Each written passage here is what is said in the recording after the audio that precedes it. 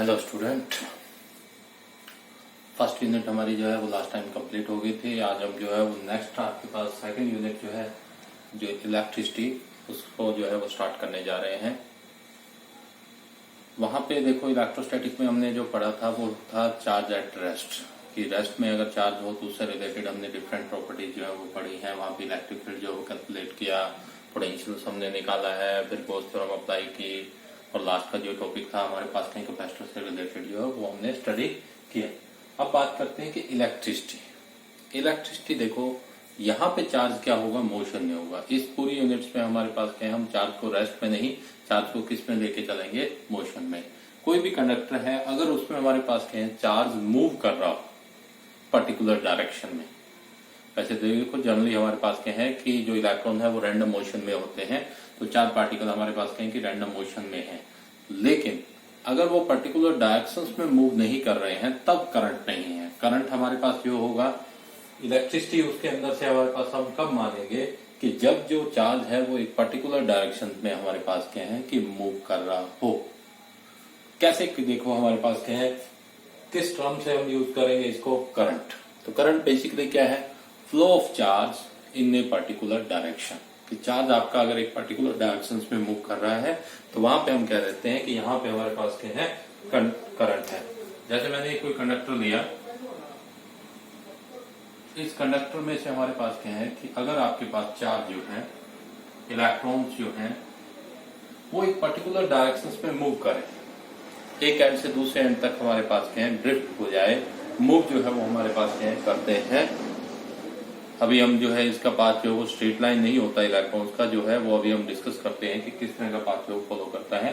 लेकिन जितना charge per unit time हमारे पास क्या है इसमें से फ्लो करेगा वो हम किस टर्म से देखेंगे, करंट। तो करंट इज बेसिकली क्या है, rate of flow of charge, rate of flow of charge. किससे डिनोट करते हैं, आई से। जनरली हम निकालते हैं Q upon time, total charge upon total time taken. Charge कितना हमारे पास क्या है ट्रांसमिट हुआ अपॉन टाइम कितना कंज्यूम किया। अब अगर मैं ये मान लेता हूं कि डेल्टा क्यू जो है वो चार्ज हमारा डेल्टा टी टाइम में हमारे पास होता है, तो स्मॉल चार्ज जो है वो डेल्टा आई वो आपका क्या हो जाएगा, delta Q upon delta T. और अगर आपको आई निकालना है तो इसकी लिमिटिंग वैल्यू दे देते हैं, delta Q upon delta T. और ये जो वैल्यू है इसको हम क्या लिख सकते हैं, D Q by D T. First derivative charge का रिस्पेक्ट टू टाइम। चार्ज को अगर टाइम के रिस्पेक्ट टू डेरिवेटिव कर सकते हैं तो वो हमारे पास क्या आ जाएगा, करंट। या जनरली अगर आपको टोटल चार्ज पता है, टाइम टोटल पता है, तो I equal to Q upon T. Otherwise आप क्या करोगे, D Q upon D T, ये यूज करोगे। यूनिट की बात करें इसकी, तो इसको मेजर करते हैं एम्पियर। जो यूनिट्स है हमारे पास क्या देते हैं, एम्पियर। और अगर मैं 1 एम्पियर की बात करूं तो किसके इक्वल है ये, चार्ज अपॉन टाइम। चार्ज को किस में मेजर करते हो, कूलम में। टाइम हमारा क्या है, सेकंड में। तो 1 कूलम पर सेकंड जो है वो हमारा किसके इक्वल हो जाएगा, 1 एम्पियर।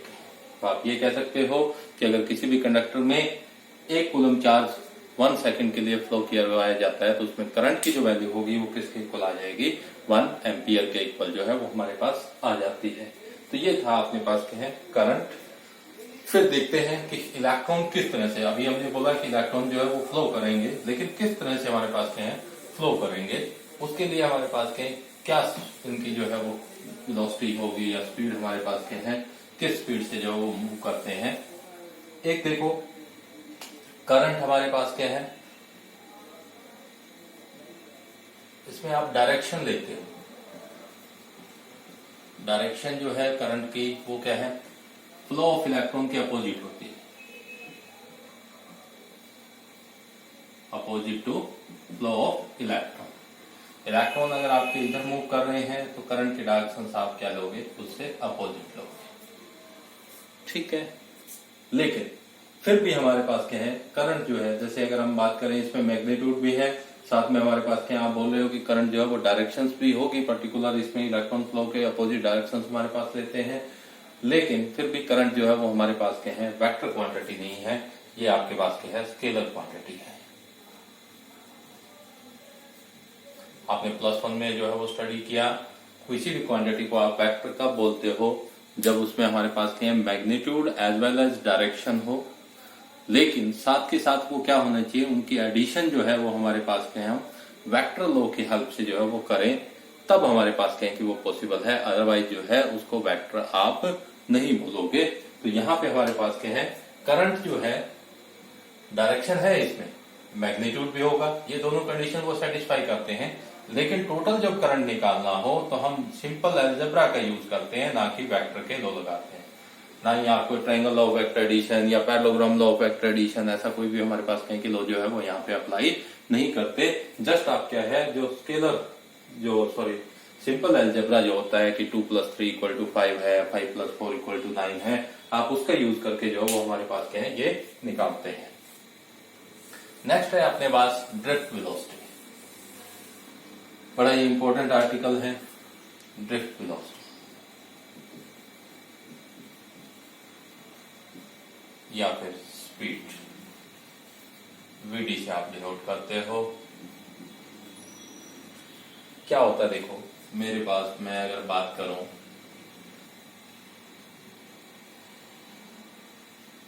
ये एक कंडक्टर ले लिया मैंने, लेंथ एल का, area of cross section A मान लेते हैं।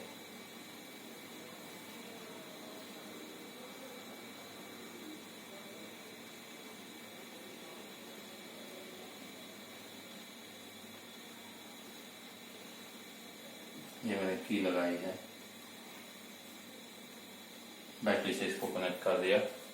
अब एक्चुअल में क्या होता है कि जबकि क्लोज नहीं हो तो इलेक्ट्रॉन जो है बेसिकली क्या होते हैं, रैंडम मोशन में होते हैं। मतलब नेट जो है वो हमारे पास कोई डिस्प्लेसमेंट नहीं होगा, उसका नेट डिस्प्लेसमेंट जो है वो हमारे पास क्या बनता है, 0 बनता है। तो अगर मैं ये मान लूं कि U1 फर्स्ट इलेक्ट्रॉन की इनिशियल वेलोसिटी है, U2 सेकंड की है, U3 थर्ड की है, इस तरह से n इलेक्ट्रॉन मान लेते हैं, तो उनकी अगर एवरेज निकालो ना, ये थर्मल वेलोसिटी है U, ये इक्वल टू हमारे पास क्या आएगी, 0 आएगी। जो एवरेज थर्मल वेलोसिटी है वो हमारे पास इक्वल टू क्या आएगी, 0 आएगी। मतलब रैंडम मोशन में होंगे। अगर एक इलेक्ट्रॉन का फ्लो इधर है तो दूसरा इस साइड जा रहा है, एक इधर जा रहा है, एक इस तरफ है, एक ऊपर की तरफ है, एक नीचे की तरफ है, तो नेट रिजल्टेंट जो बनेगा वो हमारे पास क्या है, इनका जो है वो 0 बन जाएगा। लेकिन जैसे ही हमारे पास क्या है, हम इस पे फोर्स लगाएं, इलेक्ट्रिक फोर्स, किसकी हेल्प से, बैटरी से आप एक पोटेंशियल डिफरेंस जो अप्लाई करोगे, तो पोटेंशियल डिफरेंस जैसे ही आप अप्लाई करते हो, हर एक इलेक्ट्रॉन पे जो है वो हमारे पास क्या है, E × E जो है वो फोर्स लगेगा।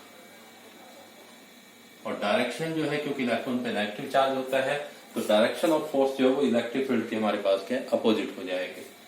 उससे क्या होगा कि यहां जैसे एक इलेक्ट्रॉन लिया मैंने, तो वो इलेक्ट्रॉन्स क्या करेगा, मूव करेगा। ठीक है, पॉजिटिव एंड से हमारे पास क्या है, ये जो नेगेटिव एंड पे जो है उन पे फोर्स अप्लाई होगा, उस फोर्स के कारण वो मूव करेगा। लेकिन क्या होता है कि रास्ते में हमारे पास ये एक स्ट्रेट लाइन मोशन नहीं होगा, कि इलेक्ट्रॉन ऐसा नहीं है कि फोर्स लगने पे स्ट्रेट उधर ही जो मूव कर जाए। रास्ते में क्या मिलेंगे, उस इलेक्ट्रॉन्स को अनदर फ्री इलेक्ट्रॉन्स है, एटम्स हैं और कंडक्टर के आयन्स हैं, वो हमारे पास क्या प्रेजेंट होंगे, तो उनके साथ वो कोलाइड करेगा। तो एक बार वो वेलोसिटी को गेन करता है, जब कोलिजन होगा वो अपनी वेलोसिटी जिससे वो कोलाइड करता है उसको सप्लाई कर देगा। फिर से हमारे पास, क्योंकि फोर्स तो कंटिन्यूसली लगेगा, फिर से वो हमारे पास क्या वेलोसिटी को एक पर्टिकुलर डायरेक्शन में गेन करेगा, आगे फिर से उसका कोलिजन होगा। तो बार बार कोलाइड हो रहा है वो, तो एक बार वेलोसिटी को गेन कर रहा है, फिर हमारे पास क्या है, दोबारा से कम हो रही है, फिर गेन कर रहा है, फिर कम हो रही है, कोलिजन में वो सप्लाई करता जा रहा है। तो इस तरह से हमारे पास क्या है कि इलेक्ट्रॉन ये नहीं है कि कॉन्टिन्यूस जो है वो हमारे पास क्या सेम स्पीड से एक एंड से दूसरे एंड तक वो मूव कर गया, बार बार वो अप डाउन हो रहा है। तो इन सभी का अगर हम एवरेज निकाल लें कि इलेक्ट्रॉन जो है वो हमारे पास ये जो वेलोसिटी बनी है कोलिजन में, फिर कम हुई, फिर हमारे पास इंक्रीज करेगा, फिर कम हुई, अगर इन सभी का हमारे पास क्या है आप एवरेज निकाल लेते हो, तो उस एवरेज जो है वेलोसिटी है उसको आप क्या बोल देते हो, ड्रिफ्ट वेलोसिटी। वो जो है वो हमारे पास क्या बनेगी, ड्रिफ्ट वेलोसिटी जो बनेगी। तो ड्रिफ्ट वेलोसिटी एक्चुअल में क्या है, अगर इसको डिफाइन करें कि it is the average velocity with which electron drifted from one end of a conductor to another end. It is the average velocity with which electron drifted from one end of a conductor to another end when an external electric field applied on it. कि जैसे ही आप external field लगाते हो उस conductor पे, तब जो electron है एक एंड से दूसरे एंड तक किस एवरेज स्पीड से ड्रिफ्ट होंगे, वो हमारे पास क्या हो जाएगी, उनकी एवरेज ड्रिफ्ट वेलोसिटी जो है वो हमारे पास हो जाती है। अब मैथमेटिकली हम इसको निकालना चाहते हैं, क्या फॉर्मूला आएगा ड्रिफ्ट वेलोसिटी का, दोबारा बोल रहा हूं, किस एवरेज स्पीड से एक एंड से दूसरे एंड तक इलेक्ट्रॉन जो है वो ड्रिफ्ट होते हैं, कब, जब उस पर एक्सटर्नल इलेक्ट्रिक फील्ड लगाए, उसको हमारे पास हम नाम दे देंगे ड्रिफ्ट वेलोसिटी। तो हमने क्या किया कि मैंने जो है इनिशियल आपको थर्मल वेलोसिटी बोल ही दिया कि इसका एवरेज जो है वो हमारे पास क्या है, 0 आएगा। इसको इक्वेशन फर्स्ट जो है वो हमारे पास मान लेता हूं। अब क्या करते हैं कि हर एक इलेक्ट्रॉन पे इतना जो फोर्स लगेगा, इसके कारण हमें पता है इलेक्ट्रॉन में जो है वो एक्सेलरेशन प्रोड्यूस होगा F/m, तो minus E capital E upon हमारे पास है m, इतना एक्सेलरेशन जो प्रोड्यूस हो जाएगा। मास सभी इलेक्ट्रॉन का सेम है, चार्ज सेम है, इलेक्ट्रिक फील्ड एक जैसा लगा रहे हो तो सभी में एक्सेलरेशन इतना ही आएगा। अब जैसे देखो ए फर्स्ट इलेक्ट्रॉन के अगर हमारे पास की वेलोसिटी आफ्टर τ1 रिलैक्सेशन टाइम देखो क्या होगा, टू कोलिजन्स के बीच का जो गैप होता है वो हमारे पास क्या है, रिलैक्सेशन टाइम होता है। जैसे फर्स्ट टाइम हमारे पास इलेक्ट्रॉन हुआ, अब नेक्स्ट जो कोलिजन होगा उससे पहले बीच में जो टाइम रहेगा वो हमारे पास क्या रिलैक्सेशन टाइम होगा। तो मान लेते हैं इस इलेक्ट्रॉन्स ने नेक्स्ट कोलिजन होने से पहले जो वेलोसिटी गेन की वो हमारे पास क्या थी, v1 थी। तो v1 हमारी किसके इक्वल आएगी, u1 इसकी इनिशियल वेलोसिटी होगी प्लस a इंटू में क्या हो जाएगा, τ1 जो था वो हमारे पास क्या रिलैक्सेशन टाइम था। तो v1 हमारा क्या बनेगा, u1 प्लस a इंटू τ1। इसी तरह से अगर हम नेक्स्टली देखते हैं तो v2 इक्वल टू क्या हो जाएगा, सेकेंड इलेक्ट्रॉन्स की a इंटू τ2। मैंने फिर बोल रहा हूं कि a सभी में सेम होगा क्योंकि चार्ज सेम है और मास हमारे पास क्या है, सेम है। ऐसे करते करते हम n इलेक्ट्रॉन्स की जो फाइनल वेलोसिटी यहाँ पे 1 कोलिजन्स के बाद निकाल लेते हैं। तो ये हमारे पास u1 प्लस क्या हो जाएगा, a इंटू τ1। अब डेफिनेशन क्या कहती है ड्रिफ्ट वेलोसिटी की, कि आप इन सभी का क्या करो, एवरेज निकालो। तो v1 plus v2 up to vn by क्या कर देंगे, n, ये आपको निकालना है। वैल्यू पुट कर दो v1 सभी की, तो ये हमारे पास u1 plus a into τ1, u2 plus a into τ2, ऐसे करते करते un plus a into τn upon हमारे पास क्या n आ जाएगा। इनिशियल इकट्ठी कर लो, u1 plus u2 up to क्या है, un बाय n प्लस बाकी में a है सभी में, और ये τ1 प्लस τ2 अप टू क्या आ जाएगा, τn बटे n। ये बन गया अपने पास। ये देखो आपके पास फर्स्ट इक्वेशन से एवरेज थर्मल वेलोसिटी, तो इसकी वैल्यू क्या होगी, 0 a, और ये सारा क्या बच गया आपका τ, तो ये vd होगी। और अगर इसको वेक्टर फॉर्म में लिखोगे तो ये हमारे पास हो जाएगा। τ यहाँ पे क्या है, इसको माना है एवरेज रिलैक्सेशन टाइम। ये देखो सभी रिलैक्सेशन टाइम का हमारे पास क्या किया है, हमने एवरेज निकाला है, तो ये हमारे पास क्या बन जाएगा, एवरेज रिलैक्सेशन टाइम τ। अब एक वैल्यू ऊपर से देखो किसके इक्वल है, minus E capital E upon m है, तो इंटू में हमारे पास क्या है τ। तो ये आपके पास ड्रिफ्ट वेलोसिटी का जो फॉर्मूला है वो आ गया है, किसके इक्वल है, vd equal to minus E capital E τ upon m। ये ड्रिफ्ट वेलोसिटी हमारे पास आ जाती है। और अगर इसी को स्केलर फॉर्म में लिखना चाहते हो, इसका मैग्नीट्यूड लिखना चाहते हो, तो क्या करोगे, ये साइन हटा दोगे, ये आपके पास आ जाएगा। नेगेटिव साइन बस डायरेक्शंस के लिए यहाँ पे यूज किया था।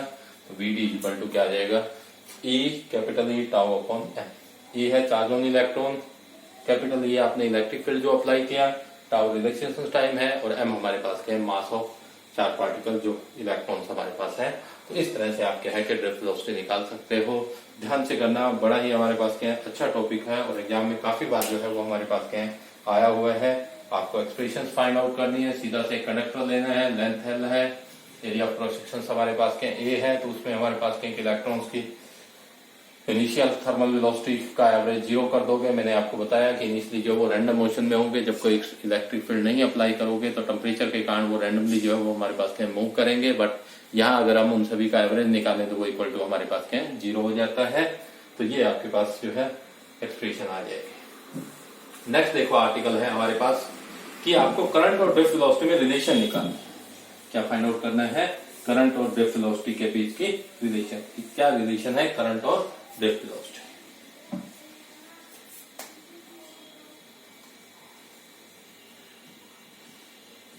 Relation between current and drift. तो इसके लिए देखो हमारे पास क्या है कि इसको ड्राइव करने के लिए मैं वही हमारे पास पीछे वाले ए एरिया क्रॉस सेक्शन का एल लेंथ का हमारे पास क्या है एक कंडक्टर दे देता हूं जिसमें एन है नंबर डेंसिटी ऑफ इलेक्ट्रॉन, मतलब पर यूनिट वॉल्यूम इलेक्ट्रॉन जो है वो ये है। वॉल्यूम ऑफ अगर कंडक्टर में बात करूं तो कितना बन जाएगा, अगर ए एरिया क्रॉस सेक्शन ले तो ए इंटू में क्या हो गया एल, इतना वॉल्यूम हमारे पास आ जाता है। तो टोटल इलेक्ट्रॉन इसमें कितने हुए, आपको पता है एन है नंबर डेंसिटी ऑफ इलेक्ट्रॉन्स, मतलब पर यूनिट वॉल्यूम जो है नंबर ऑफ इलेक्ट्रॉन्स आपने एन लिए हैं, वॉल्यूम ये हो गया, तो टोटल इलेक्ट्रॉन हो गए एन ए एल। अब टोटल चार्ज अगर निकालना हो तो क्या करोगे, एक इलेक्ट्रॉन के चार्ज से इसको मल्टीप्लाई कर दो, तो टोटल चार्ज क्यू जो है वो हमारे पास क्या आ जाएगा एन ए एल ई, इतना चार्ज हमारे पास क्या है कि ये आ जाता है। क्लियर है। अब देखो नेक्स्टली हमारे पास क्या है कि इफ वीडी हमारे पास क्या है ड्रिफ्ट वेलोसिटी है और लेंथ कितनी है इसकी एल, तो टाइम जो कंज्यूम होगा एल लेंथ को कवर करने के लिए वो हमारे पास क्या है, आपको पता है डिस्टेंस अपॉन हमारे पास क्या है वेलोसिटी जो है वो आपको क्या दे देती है टाइम। तो ये यहां से आपको चार्ज मिल गया, ये टाइम मिल गया। आपको क्या निकालना है, करंट और ड्रिफ्ट वेलोसिटी में। तो करंट क्या होता है I is equal to Q by T, current किसके इक्वल है I is equal to Q by T के। तो आप इन दोनों की वैल्यू पुट कर दो, N A L E upon क्या हो जाएगा एल और बी डी आपका क्या है ऊपर चला गया, एल से एल कैंसिल हो गया, ये आपके पास करंट और ड्रिफ्ट वेलोसिटी के बीच में रिलेशन है। तो करंट है वो हमारे पास क्या आ गया N A E B T. ठीक है, क्लियर हुआ। This is the relation between current and drift velocity. तो सीधा सा आपको कंडक्टर लेके पहले आप क्या करोगे, टोटल चार्ज कंडक्टर में निकालो, फिर अगर वीडी ड्रिफ्ट वेलोसिटी है तो टाइम जो है वो एल लेंथ के कंडक्टर को कवर करने वो निकाल लो, क्यू और टी अगर आपको दोनों मिल गए हैं तो उसकी हेल्प से आप क्या करोगे करंट जो वो निकाल लोगे। इसके साथ ही साथ हम जो है करंट डेंसिटी निकाल देते हैं। करंट डेंसिटी क्या होगी हमारे पास, जे से डिनोट करते हैं current per unit area of cross section, किसके बराबर होती है ये current per unit area of cross section. तो आपको पता है देखो यहाँ से अगर ये रिलेशन हम यूज करते हैं, ए से मैं इसको डिवाइड कर दूं तो ये अपने पास क्या आ जाएगा N A E V D को अगर आप ए से डिवाइड करते हो तो क्या आ गया एन ई वी डी। तो ये आप करंट डेंसिटी भी हमारे पास क्या है यहाँ पे फाइंड आउट कर दी, किसके इक्वल आ जाती है J equal to N E V D. तो ये हमारे पास क्या है आप निकाल सकते हो। तो ये था आज के लिए हमारे पास क्या है करंट। अच्छे से देखना, सबसे जरूरी जो है वो हमारे पास क्या है कि करंट को जो है वो हम वेक्टर कंसीडर नहीं करते, क्योंकि डायरेक्शन और मैग्नीट्यूड होने के साथ साथ ये एडिशन में जब करंट को ऐड करना हो, आपको टोटल करंट फाइंड आउट करना हो, तब वेक्टर लॉ यहाँ पे अप्लाई नहीं करते हैं। ओनली हमारे पास क्या है सिंपल लॉ ऑफ अलजेब्रा आप यूज कर रहे हो, जिसके हेल्प से आप फाइंड आउट कर रहे हो, तो वो थोड़ा सा जरूर ध्यान रखना। सेकेंडली हमारे पास क्या है, हमने ड्रिफ्ट वेलोसिटी की एक्सप्रेशन निकाली। ड्रिफ्ट वेलोसिटी हमारे पास आ गई थी, जो वैल्यू आई थी V D equal to E capital V tau upon M. तो अगर ये क्वांटिटी हमें सारा कुछ पता हो, mass of electron, charge on electron, relaxation time अगर एग्जामिनर दे दे और कितना इलेक्ट्रिक फील्ड वो अप्लाई कर रहा है अगर वो हमें दे दे, तो हम ड्रिफ्ट वेलोसिटी जो वो निकाल सकते हैं। उसके बाद अपने पास क्या थी इन दोनों के बीच की रिलेशन, और एट लास्ट हमने क्या किया है करंट डेंसिटी जो वो फाइंड आउट की है। तो अच्छे से ध्यान से इस यूनिट को करना। छोटी यूनिट है फर्स्ट के कंपेरिजन में, लेकिन बड़ी इंपॉर्टेंट यूनिट है। इसमें कोई भी टॉपिक हम छोड़ नहीं सकते हैं। कुछ भी ऐसा नहीं है कि जो एग्जाम के पॉइंट ऑफ व्यू से इम्पोर्टेंट ना हो। बहुत सभी टॉपिक्स में से कभी किसी टॉपिक में कभी किसी टॉपिक में हमारे पास है कि क्वेश्चन जो वो आए हुए। ओके बच्चों, आज के लिए बस इतना ही। Thank you.